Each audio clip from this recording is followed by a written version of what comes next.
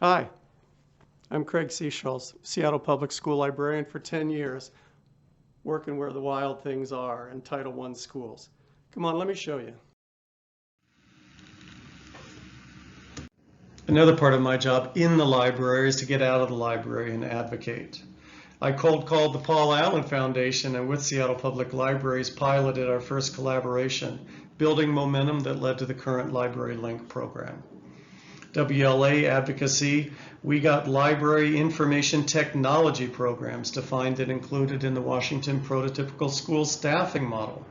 We conducted 2 state school library and information technology program surveys documenting the impact of teacher librarians, showing that certified full-time teacher librarians in high poverty schools graduate at much higher rates than those schools without certified teacher librarians.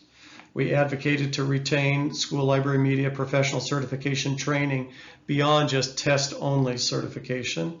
And most importantly, we got $20 per student earmarked for library materials in the MSOC allocations and annual K-12 budget allocations to district.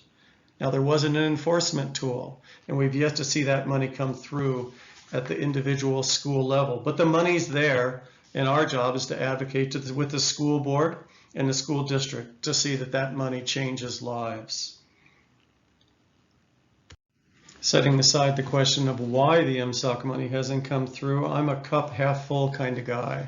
And over the past 4.5 years, we've added over $70,000 worth of books to our library, almost exclusively through donations, grant writing, fundraising, and friends like the Northwest Literacy Foundation, Page Ahead, Puget Sound Reviews, Stephanie Barden, and many, many, many more, so that our library reflects a diverse, multilingual, multicultural school community.